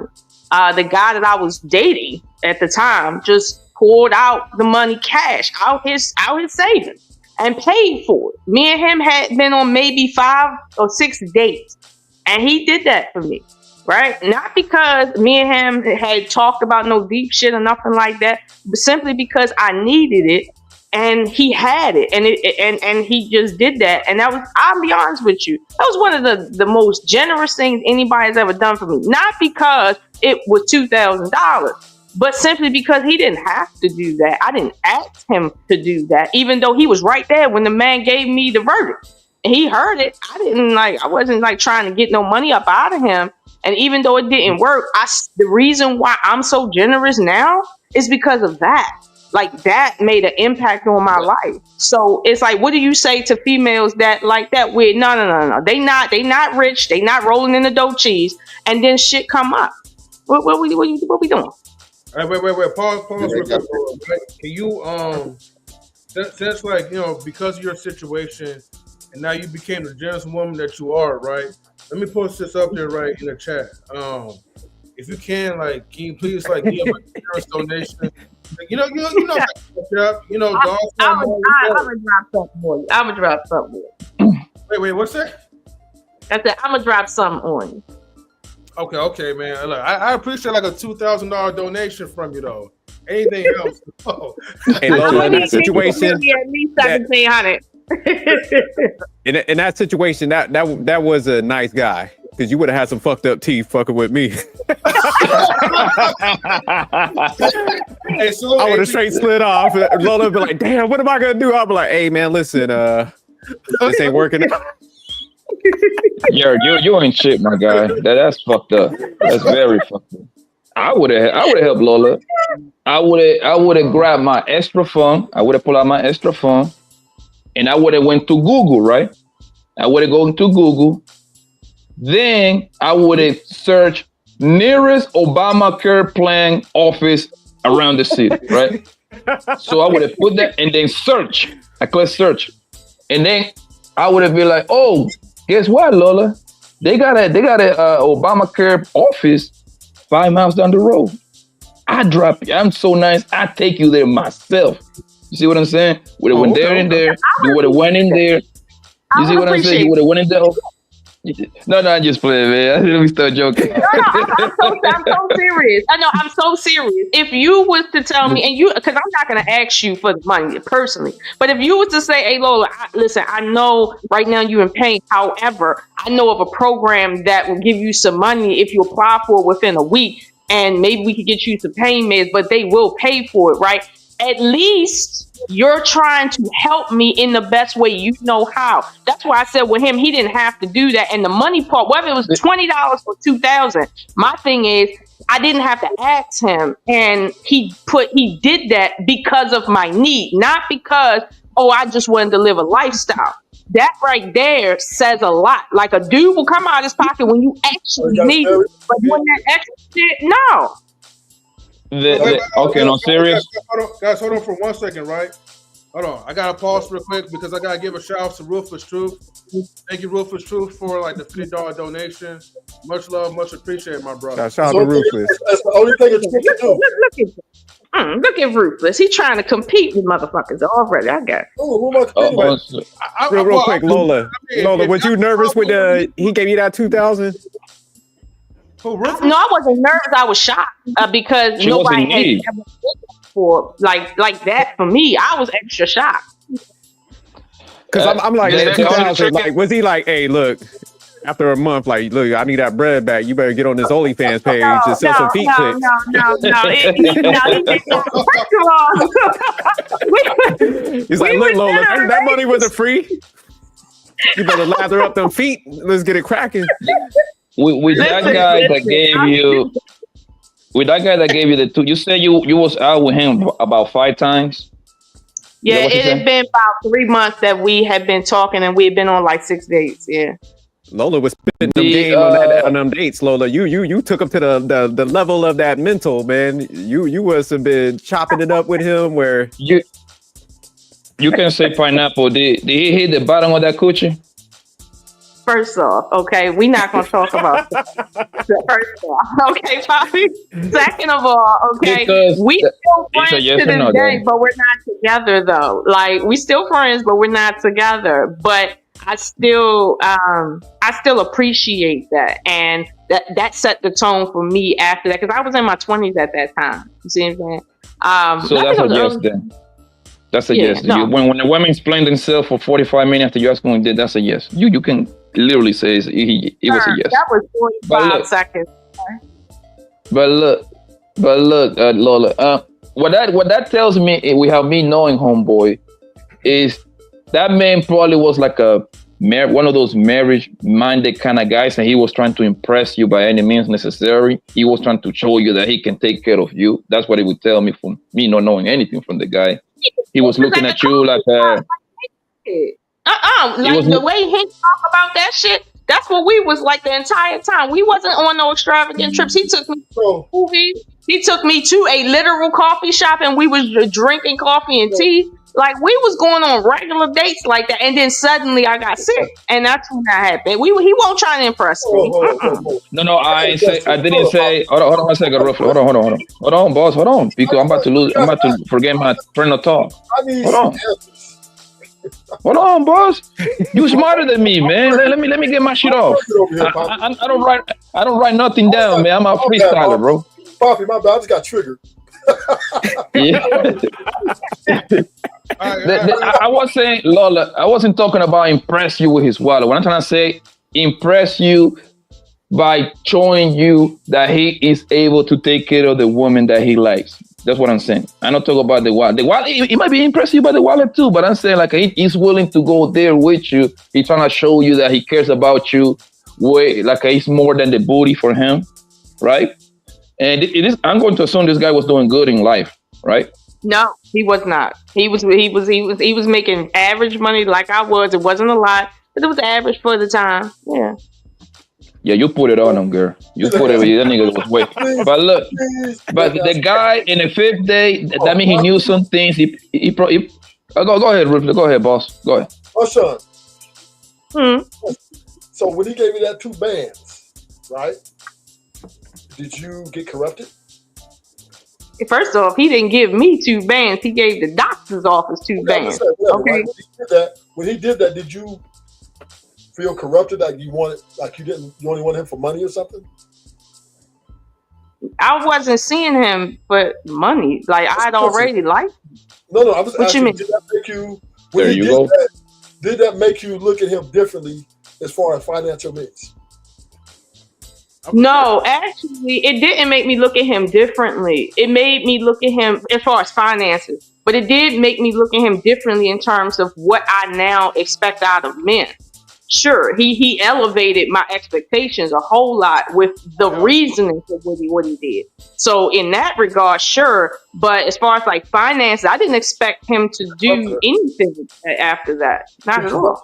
So does that mean like your expectations now? It's like, you know, if you, let's just say hypothetically, if you were single and you go on the next date, what would be like your new expectations now? Like, would that man need a top, like, you know, like 4,000 or something, or?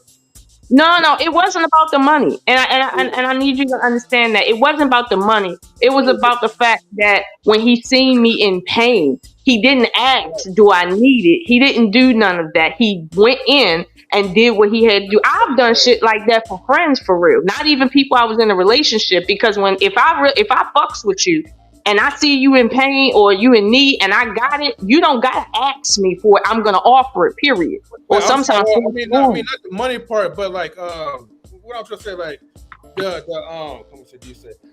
it's more of like, okay, how do you match that? I mean, without the finances, right? What would be like your expectation for that? No, that was the okay. Let me reel it back.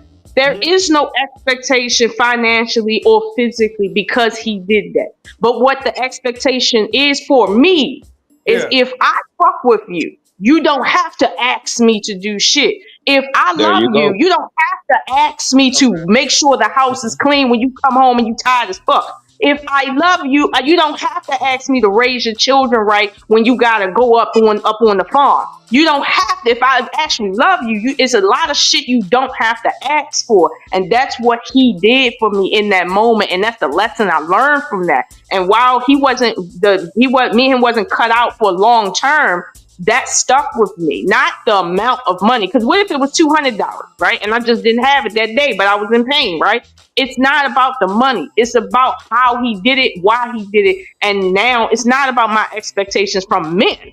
That's what I expect out of me now, seeing him do that. And now I got a higher expectation of myself. So when I date after that, I look for that genuineness in me. I don't look for men to pay for shit for me, but I do look for that. Like, I know, even though if like with him, if he's saying, listen, I don't go off on a tangent for these females if I don't know you and I don't know what's going on with you, right? But if he sees somebody in need and he know he's interested in them, he may say, listen, I know where I can help you, whether it be finances or physically or whatever. Like, you don't have to give nobody $2,000 to help them. You might could just show up in a time of their need. Like if somebody dies and you say, you know what, stay at my house for 2 weeks, take a load off from work. That right there is a lot when you're going through shit. So again, it's not about the money. It's about how he did it and in the time frame he did it that let me know, like, yo, genuine shit don't come with a whole bunch of expectations. It come with some real life. If you down shit. That's what that's hard. You just taught how to be a better person. One more question. One more question. One more question.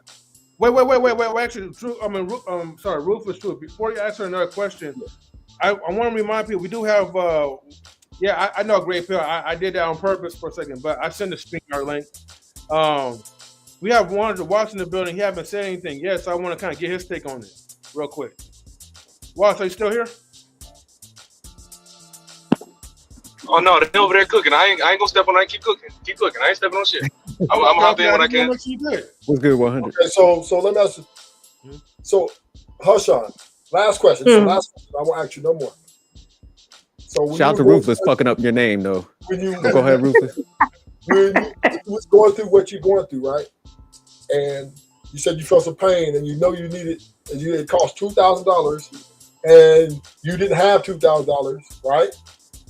Right. Am I correct? Correct. So I guess y'all went out on some sort of date or something, or met somewhere, I don't know. And did you manipulate him? Did you say, oh, and you just told him the story? Oh, well, you know, I got pain, but I didn't. Man, it's $2,000. I ain't got $2,000. I don't know what I'm gonna do. And then he just like, like low key, you kind of put the press on him, right? Low key. But it was no, Rufus, no, and I'm glad you. No, wait, okay, It's a great answer, Rufus. Right to you. I'm gonna get right to you. All I'm saying is, you presented it in a way, right, to him, where you made sure he knew you needed that 2 bands. And see, that's a great point, Rufus. That's a great point. Hold on, let me respond to Rufus. Rufus, I got your question. Let me respond to you, right? Rufus, she put on the theatrics. That's what you're saying? No. Let me finish. I got you. Hold on. I got him. Rufus, here's what happened, Rufus, because I think you need to know that women like me actually exist. Because I know you talk to me and shit like that, but you don't really know the depth of who and what I am. The reason why he knew about it is because me and him were supposed to go out. And I called him and said, hey, I can't make the date because I'm in pain. And I said, right now, this has been going on for a while and I got to go to the doctor, but I wasn't ready to go to the doctor. He came over and realized I was on the couch and really couldn't get the fuck up. So he said, he looked in my mouth and was like, yo, you need to go to the doctor now. So he took me to the doctor. Now, when we got there, okay, this is where they's like, yo, the cost is going to be $2,000 to extract this as in now. And while I was looking at the doctor talking to me and I'm in shock, He was quiet for like a second, maybe about a couple seconds, and then the next thing that anybody heard was, "You can put that on this card right here." I didn't ask him or set him up for shit. That ain't what happened. So that's what I mean by when a man really is on some real shit with you, you gonna see in his actions, not in his words and shit, but in his actions per se. And it's the same thing for a woman. I'm calling Cap. You can call Cap all you want. You can call Cap all you want, but at the end of the day, okay. I'm telling you what it is. Okay, so I'm gonna give you this. So he came over. He's like, "What's wrong, baby? Hey, what's wrong?" He didn't say what's wrong. He didn't say what's wrong. He didn't say that. That's not what happened, Rufus. Rushed to the car, and y'all went down to no, that's not what happened, Rufus. That's not what happened. Hey, right when that dentist was finna extract that tooth, that's not what happened, though. No, the dentist said this gonna be 2 bands. And you didn't say that's not what happened. No, that's not what happened. So that's not what happened. That is not what happened. I told you that me and him, that's not what happened. I told you me and him was dating and we were supposed to go out. No, I'm not saying that. No. You want to know how it happened. I'm telling you, I didn't ask him for no money. I didn't even know I needed the money until I was in front of the doctor. You think for some reason, right? Everybody, and at the time, I didn't have no whole lot of money left over. I didn't have $2,000 in the bank at that time. So you can safely assume whatever amount of money I was making, it was just enough to get me by. Now, I don't specifically know how much money he was making. I know where he worked at, but I don't know exactly how much he was making. However, I know it wasn't a whole lot more than me. However, he only knew because he was standing there and heard the price come out the man's mouth at the dentist's office. So therefore, there was no expectation for him to do anything. I was standing there trying to figure out how am I going to get $2,000 up. He decided to do that. That was not even an act of him. And I told you that in the beginning. I said that. So don't act like, hold on, Rufus. Hold on. Don't act like I'm trying to sell you something. Because I told you in the beginning, I don't ask people for money. I don't ask nobody for shit. That ain't what that is. So Lola. Okay, wait, guys, hold on for 1 second, right? Because we're about to wrap it up in a minute. So we got Gray Pill, we got Marcus, and man, let me get her. Yeah. I got her, man. I got her the ropes. Yeah. But we ain't worried about that part. Nigga, you got a rope around your neck and keep playing. But anyways, that's already left though. So Lola, he put that on the credit card. Cash. I don't know if it was his credit card or his debit card. I just know he pulled out a card. He put that 2 G's on the credit card. He's still paying for that 2,000. But you throw his cash. He's a high value. He's a high value man. He wrote it off in his taxes. Don't worry about it, Joe. She said it was cash. I don't know. I got her. What? Wait, hold on, real quick. Hold on. So we got. So let me get to Gray Pill, and I'm gonna get to Marcus real quick. Okay. Run out of time. Gray Pill, what's up, man? Call in Gray Pill. What's going on? Gray Pill eating them tacos. Lola, did you pay him back? Stuffing it. Nope. Say that again, Gray Pill. Lola, did you pay him back? He specifically told me not to. All right. I mean, it is what it is. So I ain't gonna push that issue no more. It's just funny how Ruthless is projecting from the conversation last time. I think he's trying to make the correlation with the trick versus lick scenario, so that's why he kept pressing it.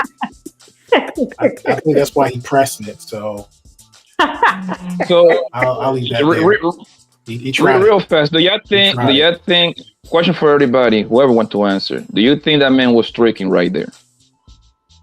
You want to say that again? Do you think that man was tricking? They gave Lola $2,000. No. What about you, Hank? Hank, do you think that was a tricky? That was a tricky. I don't. Yeah, sure. Let me ask my country homeboy. Yeah, do you think that man was tricking by giving her $2,000? Yeah, she was dry bagging and he was tricking. Yeah, it was all the Hold on. You said she was dry bagging? Yeah, she dry. And this goes back to what I said. Hey, that sounds like, hey, I dropped the bill. I'm late on my bills. Oh, you saw that? Oh, I appreciate you helping me out. You didn't have to, but thank you. I'm 3 months late. Appreciate it. And Jared can back me up on this one. This one sound what I exactly say. When a girl like you, right? She's not gonna ask you for the money directly, so she's gonna find ways around it to kind of like. You see what I'm saying? Like, oh, like how this nigga end up in the dentist with you anyway? He came over. What? It was a date. It was a date to the dentist. Nobody listens to the story. Wait a minute. It was a date to the dentist, correct? No, it wasn't a date. She said they had a regular meetup, and that transpired from there. At her a regular meetup at the dentist? No, why is the dentist selling your medical your dentist record in front of other people? Because she said he took her there. Yeah. No, you said you couldn't walk. You couldn't get up. Right? The dentist should have been like, "Hey man, I got to talk to you in private, man, because you know what I mean." I don't know. Because those are like patient-doctor confidentiality type stuff. Hell, my dentist was like, "Look, I gotta get paid." He's like, "With Lola broke ass." He's like, "Look, come here, sir." That's not true. I mean, if they want to they would ask you if you want to come in with them, and they the orc and say yes. So if you want to argue, clap back a little, like, well, you lured him in so you could hear the pity party, I can give you that. But they do give you an option if you want to come in with you. So this is what happened, right? She called the date off. He's like, baby, hey, let me know when I can go, M3, and Lola said, I got it, my teeth hurt, man. It's cause I need to go get it fixed. He said, why don't you go get it fixed? I ain't got $2,000. He pulled up, right? $2,000 cash. And they went to the dentist and handled that. That's what happened. Oh, because you was there. I know, Ruthless. I know you was there. Ruthless, just say that you sour about what happened last time we was here, okay? Stop playing. I think Ruthless wants his dentist bill paid. Oh, so there's nothing wrong with what he did to you. He cared about you enough. He liked you enough. I have no problem with that, right? But just be told that you gave him the inclination, and he stood up and he stood his ground and helped you out. How she do that? Just because you giving chicks money just for dates don't mean every man that helps somebody out is tricking. That ain't what that mean, bruh. I said he wasn't tricking. Yeah, when they asked me, you missed it, Hank. You missed it. You should have been here last time. You missed it. Yeah. Now, but you gotta say that. I said he wasn't tricking. You say he wasn't tricking. Is it tricking if he got it? You said he wasn't tricking, but then you define him as tricking. Sir, I'm gonna didn't say that, Lola. He didn't say that. I told you. Hold on, Ruthless. I told you the story. Now you gonna tell me the story differently, right? Because that's what men do. That's what real men do, right? They tell shit different than how it went. And here's my thing. You said you don't believe shit, and you got a right not to believe shit. However, no, it wasn't changing no story because it's not a story. It's actual history. That's not a story. Get that together, okay? Get it together. First you said, Lola, he pulled out $2,000 cash. That's what you said at first. I didn't tell you. Just for anybody on the panel, I have some lawyers fees. Anybody can willfully want to help out. That's great. I said he paid for the shit, and if I did say cash, at the end of the day, he pulled the money out, the card out that he used. He didn't have his $2,000 cash on him. So it's more than because when you put money on a credit card, you got to pay interest on that card. I don't know about that, Poppy, and that's not the point. Yeah, hold on for a minute. Marcus, go ahead. I got no problems with it. Yeah. Go ahead, Marcus. Nah, I'm not really here to criticize the guy or Lola. I just wanted to understand Lola because she said she learned a lot and she raised her expectations ever since that moment, or at least her standard. So you saying that this guy, when he did that action, he taught you more in a way of what, like a humanitarian type way, like a empathy or compassion? Is that what you say that you learn from yourself? Okay. Yeah. Because nobody. You just said you're gonna give Marcus time to speak, and you cut him off. I learned that aspect that you said, Matt. I learned that from him because nobody gave me money like that after that. However, that attitude was something that meant a lot to me. So I carried that in every relationship after that because it meant that much to me. Because that was what I was going through was a lot. But see, the issue is, and when I started making real money, I started realizing how much money don't even matter. It's about what you put into that action that actually matter, not how much it costs. Because if you buy me, let's say, a robe when I'm sick, versus you trying to impress me with a room full of roses just because. It's not to say one is better than the other, but the truth is, it's the intention behind it. If you just trying to get some pussy, that's one thing. But if you're trying to show me like that you care about, it's like that's different. But intent matters. Gotcha. But Lola, I got something for you. Like so say in that scenario when he did the 2000, it made you like reevaluate kind of how you operate and stuff like that. So technically, couldn't Ruthless, when he's out there buying them dinners and stuff, them females experience the same thing? You know what, Jerk? I'm gonna say this right. Let me say this right. If Ruthless is truly picking up chick and trying to treat them in a way that they never been treated to show them that there's real good men out there, right? I gotta give him his proper flowers on that. If he doing that, then I think that's admirable. But I'm gonna be honest with you. I got my suspicions. Okay, but if he did that, I have to say I agree. But so now you're backtracking. Ruthless tricking and saving lives out here. Yeah, Lola, that's what I'm about to say. I was about to say because Mrs.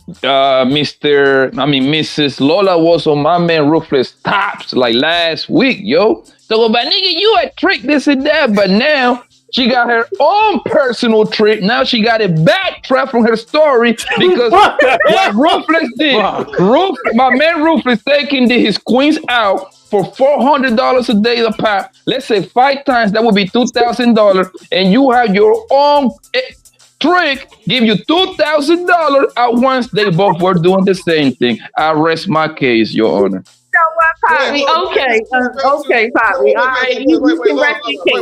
Hold on for 1 second, right? But then this goes back to like, okay, like how do we really measure out like tricks? Because what if like Lola's... Bro, we really gonna beat this over the head again? Yes, the fuck we will, right? So, because what if, right, if the expenses was like maybe like okay $200 or maybe like just $20, are we gonna be calling the man trick? And then even staying in I don't. Even staying in the comments says like, hey, it's the guy's choice.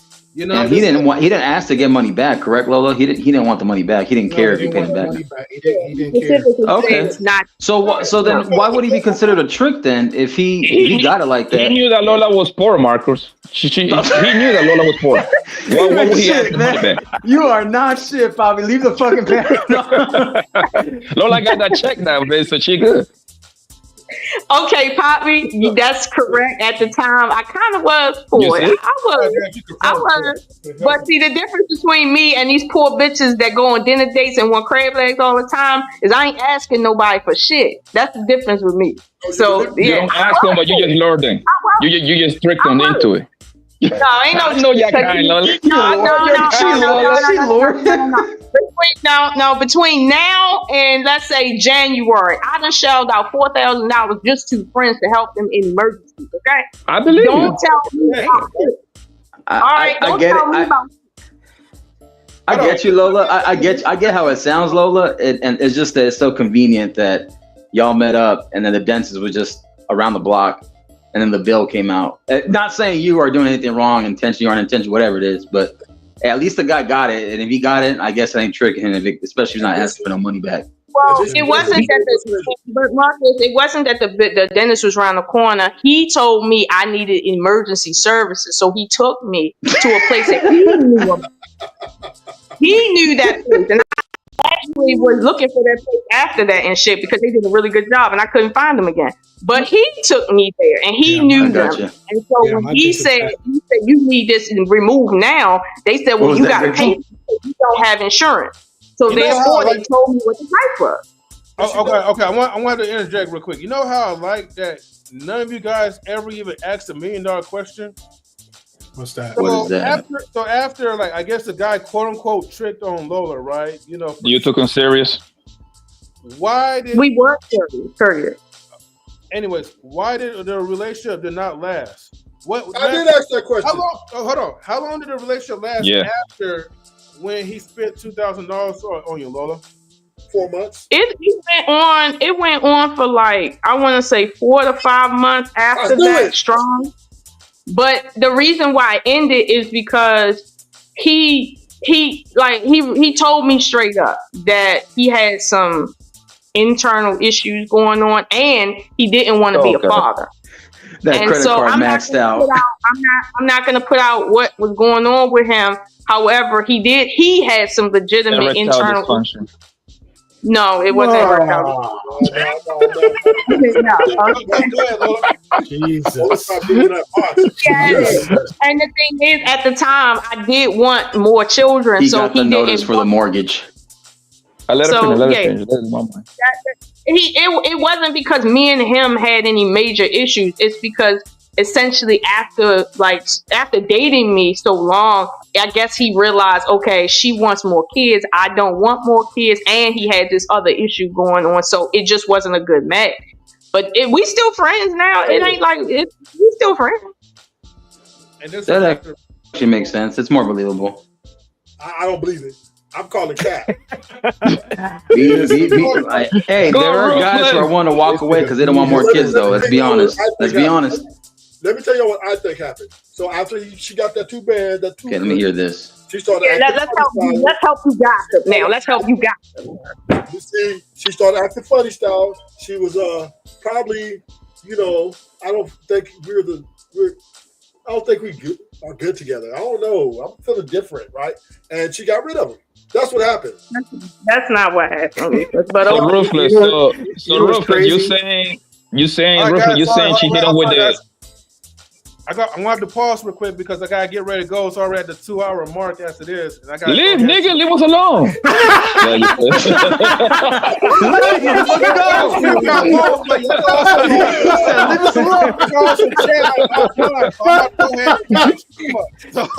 Go ahead, man. Divest.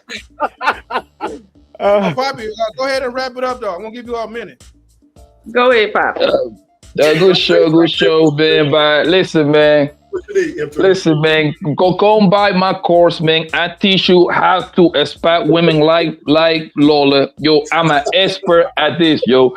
My beautiful homegirl Lola, she tricked that nigga into coming to some sort of yo, that nigga probably wasn't even a real dentist. That probably was her college homeboy that put on the white robe, right? Came from the back.